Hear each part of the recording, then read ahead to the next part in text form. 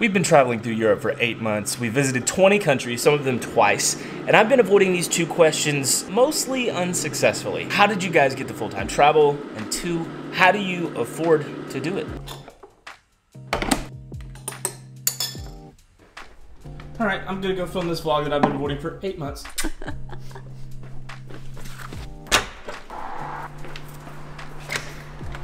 I feel like this video has been a long time coming. We left our jobs, lives, friends, family, etc. back in December to travel full-time for a year throughout Europe. And from the moment we started putting the wheels in motion, way back in March of 2020, all the way up until the point that we hopped on our flight to Madrid in December 2021, I've been getting those two questions very, very regularly. The reason I've not made this vlog until now is because the answers are really complex and I really didn't know how to answer them. Travel with tram ticket? Voila. If I'm gonna be honest with you, I still don't totally know that this video will answer them completely, but nonetheless, this is my attempt to finally try and shed some light on the topic for you guys. And at the end of the video, if you still have any questions, feel free to ask in the comments and I'll do my best to answer them for you.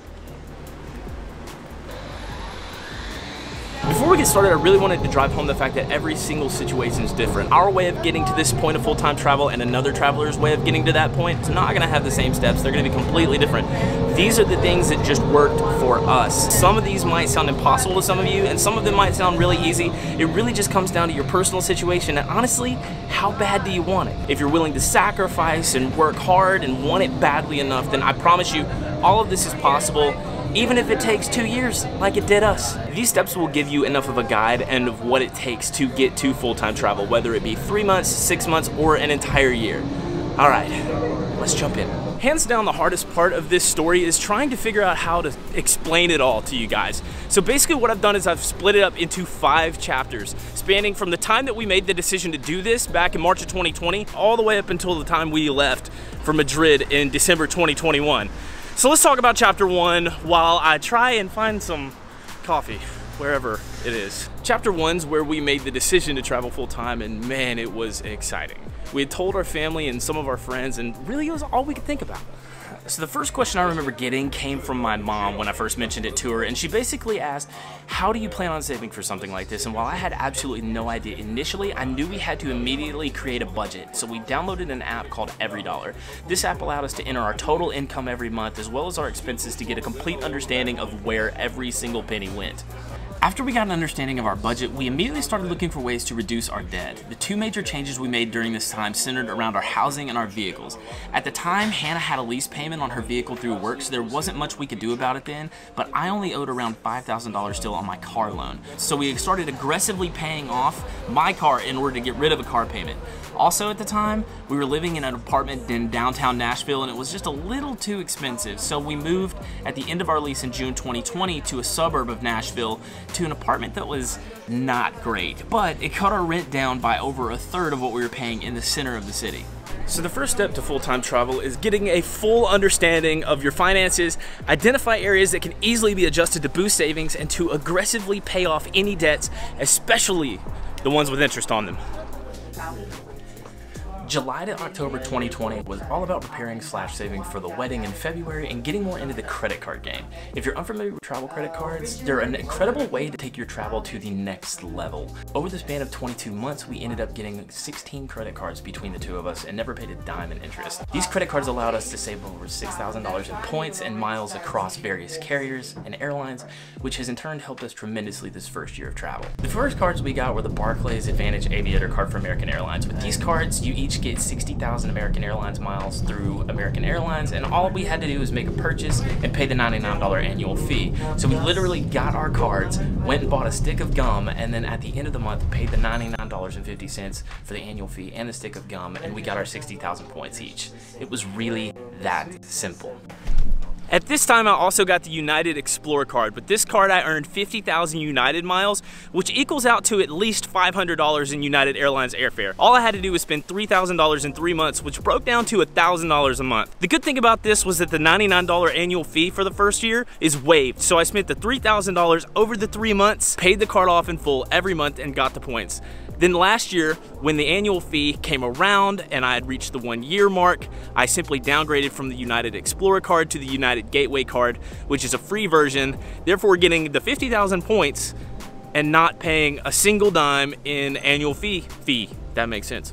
But hold up, this is the most important part. The travel credit card game can be very lucrative, but it's also vitally important that you still live within your means and your budget and pay your statement in full every month, because if you don't, you'll accrue interest, which will be absolutely devastating. So if you go this route, you have to stay disciplined. But this is a great way to get more travel into your budget without necessarily saving your money. Pay your statement. By this time, we were closing in on our wedding day on Valentine's Day and had really been saving for two things, our wedding and the travel goal. During this period, we'd paid off every debt that we'd had with interest and started paying off things that didn't have a revolving interest rate. Over the last two periods, we looked at our percentage of monthly income that was going to our travel savings, which started at about 5%, but had now gotten up to 15%. Only thing was we were still trying to pay for that wedding. Now this is where sacrifices really started to be made. We paid for most of our wedding ourselves and it was an amazing day, but we definitely did it on a budget. We got married in February in Nashville, and while that's normally not too bad, it was on our wedding night. I'll save you the details, but every 5 years Nashville gets slammed by a winter storm, and that fell the night we got married, and it made it for quite the time for not just us, but everyone who came. Yeah, two of the whites. Okay. Awesome, bro. Thanks so much.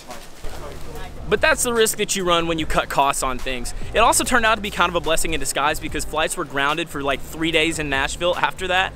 So we got a ton of time to spend with friends and family, so it really worked out just fine. After our wedding in the middle of February, we made the decision to turn in Hannah's car at the beginning of March in order to cut down on another car payment. That sent us down to only one car, but honestly it worked out just fine as Hannah and I were both working from home. Once the wedding passed, we went into March 2021 really starting to save, and it was mostly due to the sacrifices we'd been making. March 2021 to June 2021 was a period of difficult decisions.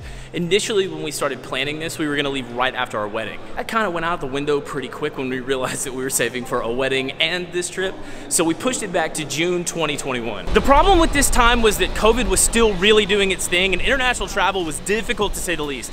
We initially planned to start in Asia, but everywhere over there was pretty much all closed to entry. So we said, okay, we'll go to South America. And the problem with South America was you could get in, but once you got in, it was like impossible to get out because all the countries were on the red list. So we knew our lease was ending in June and it was coming really quickly, and we had a lot of difficult conversations. Do we extend our lease for 6 months or a year? Do we choose to go somewhere else instead of South America? Do we just go to South America? Do we even do this trip? There were a lot of difficult conversations and a lot of decisions that we had to make. And the difficult decisions don't stop when you're already in Europe, because I'm at the bakery and I have no clue what I'm gonna get.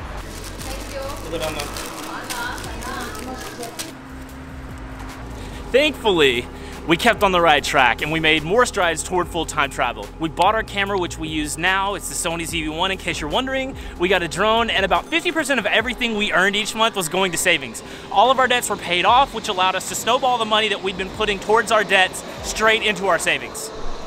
By the end of this period, we decided to extend our lease until December 2021 because we had some really important things that we just didn't want to miss out on, like friends' weddings, Christmas, etc. This also gave us another 6 months to plan and save. I jumped into the premium credit card game by getting the American Express Platinum card, and Hannah got the Chase Sapphire Preferred.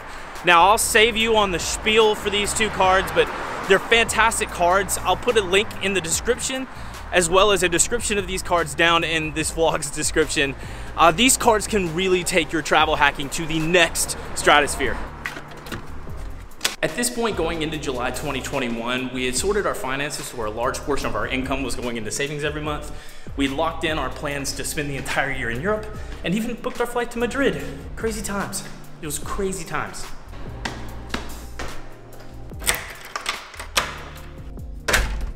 I have something for you. There's also lunch back there. Oh, so. yes.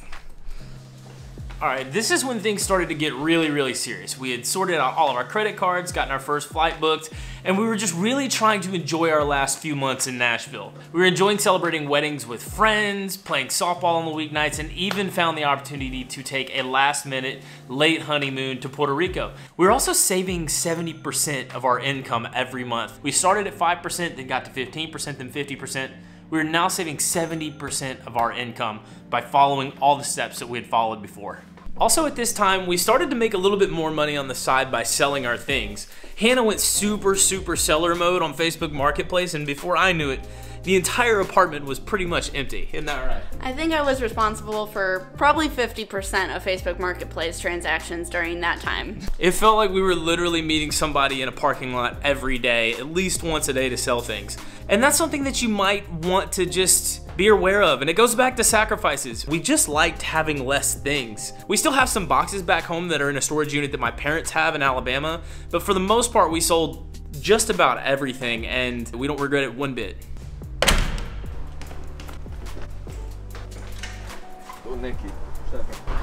So the last period was the home stretch. November and December of 2021 was the end, but also kind of the beginning. We booked January and February's itinerary for our trip, turned in our keys to the leasing office for our apartments, and left Nashville. We spent the next 13 days spending time with family. I sold my car to Logan, Hannah's brother. Logan, what's up, dude? And on the morning of December 28th, my family drove us to the airport in Huntsville, Alabama, where we boarded our flight to take us here, kind of. We stayed a night in New York before we left, but for the sake of the story, we'll just say that we went straight to Madrid.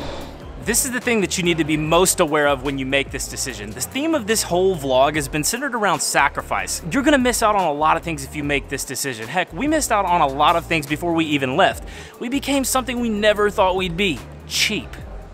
In all this, we are 8 months in, and I don't regret a single thing that we did. If full-time travel is something that you want to do, I promise it's totally doable. It really just comes down to 3 things. Number 1 is meticulously and religiously sticking to a budget. Number 2 is identifying areas to maximize your travel outside of just saving, so travel credit cards. And number 3, you gotta be comfortable with sacrifices. Speaking of sacrifices, I'm gonna sacrifice the rest of this night to some pan, and I will see you in a couple days when we travel to country number 21? 21. Cheers to that.